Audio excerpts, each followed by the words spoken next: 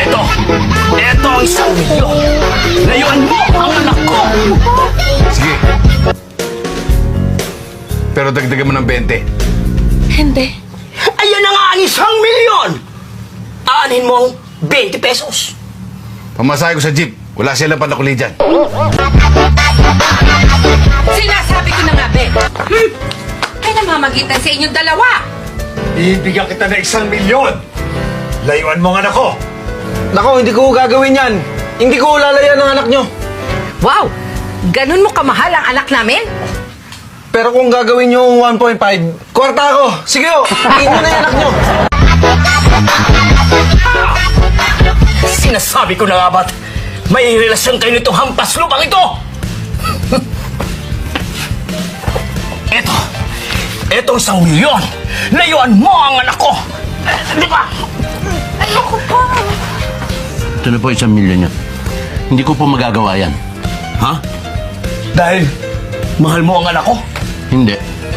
Bakit ayaw mo tanggapin itong 1,000,000? Eh kasi po pag nagkatuluyan kami ng anak nyo, eh sigurado ako mas malaki po yung mana na bibigay nyo sa amin. Kaya no deal na po tayo. Aha! Sinasabi ko na nga ba't may karelasyon ka na? Hoy, ikaw lalaki. Sandali lang, ha? Eto ang 1,000,000. Lumayo ka sa anak ko! Ika dito! Ika dito!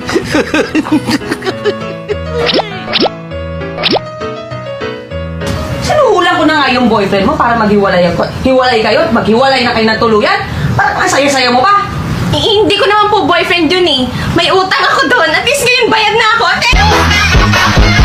Hoy! Eto 1,000,000, ha? Layuan mo anak ko! Hindi ko po magagawang lumayo sa anak nyo. Bakit? Kasi po, marami pa akong gustong malaman tungkol sa'yo. Kasi dati pa, noon pa, Ano? crush na kita. Ah, crush na crush, ha? Napa. Sinasabi ko na nga, be, hampas lupa ka. Eto 1,000,000! Layuan mo ang anak ko! Sige, akin na to ah. Tumahimik ka! Pero mama, kasi... Teka, paano ako?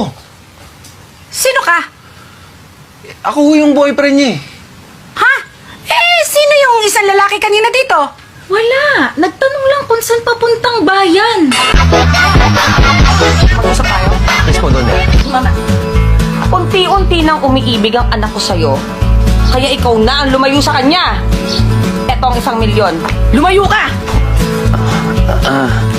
Donya, parang kailangan nyo yatang dagdagan to. At bakit po kailangan dagdagan yan, ha? Eh kasi unti-unti na rin umiibig yung isa nyo pang anak.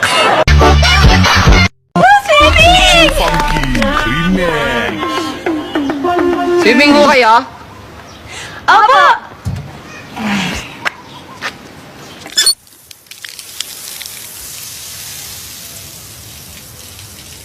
Tagal pa to. Ay, basta full break. Mag-YouTube break.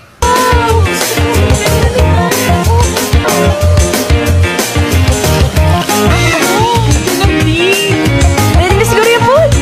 Tara! Huh?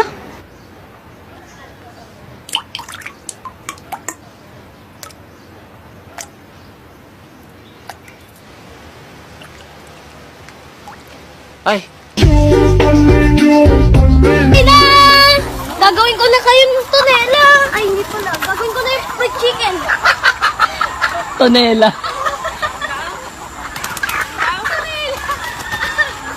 Pod! Ano yung tonela ba yun? Pag pinagsama ang Tide at saka Ariel, bubula ba to o hindi? Bubula po sir, kasi pareho silang may borax ingredients. Ganon din po ang aking sagot. Bubula po sir, pag pinagsama ang Tide at saka Ariel. Hindi bubula. At bakit naman? Kasi walang tubig.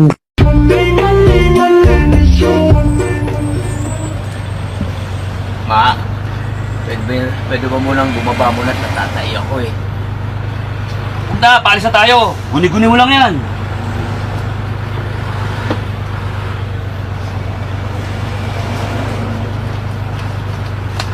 Ma, pwede ba munang bumaba mo? Natatatain na ako eh.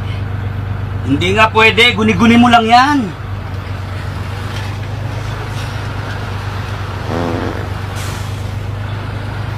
Baho. Ba't amoy tae? Natae ka na yata. Guni-guni mo lang yon. Sir used to me, put my picture as a profile picture in your Facebook, so I know that I am the only one woman that you love.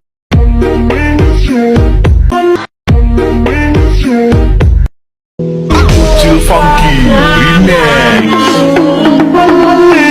Masaktan paminsan-minsan, bawat sandali na lang.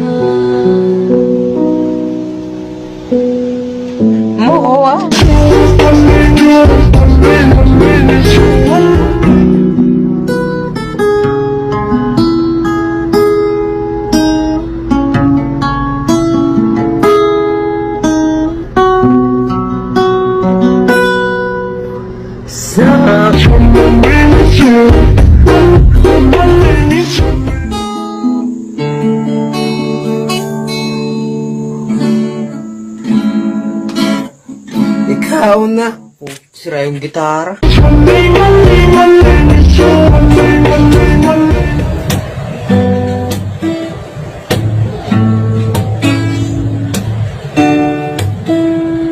It's you.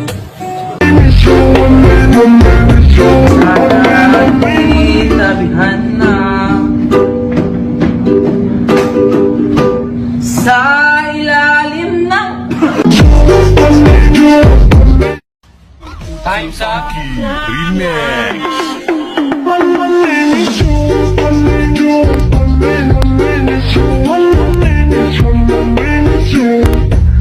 Time's up. Time's up.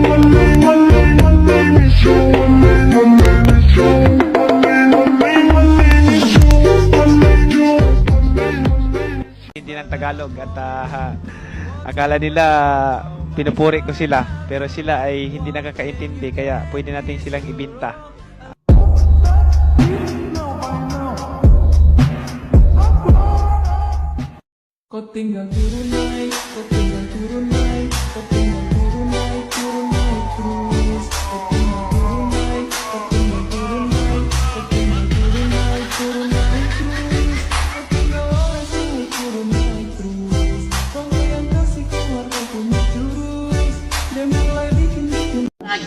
Too funky, Nakalimutan na kita! Isa! Dalawa! Dalawa! Dalawa! Dalawa! Sa bawat sadlit, handang masaktan, kahit di mo alam. Pinagpalan kayo para may kumi. Lima! Ito! Siyam! Sangapulo! Sakapulong at may isa! Sakapulong at ito! Sakapulong at tatlo! Sakapulong at empat! Sakapulong at lima! Sakapulong at tingnan!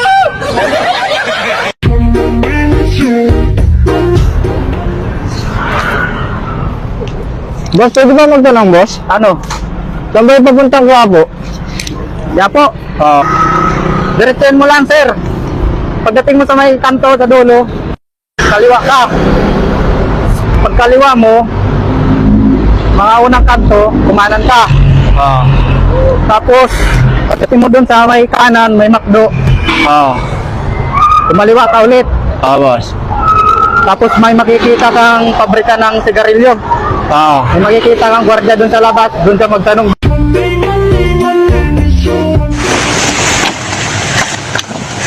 Pagkabilang ko tatlo ka, kalimutan mo na siya! Siya pa rin pa, siyempre naman. Ayun! Di sabihin mo kay Mr. Mahal na mahal mo siya.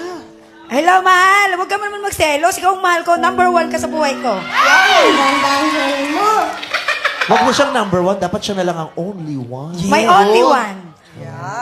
Ipagsigawan mo ang kanyang pangalan. Ulitin mo. Ay, Bobby! Nandito na ako sa Wawawi. Sabi mo, ba't...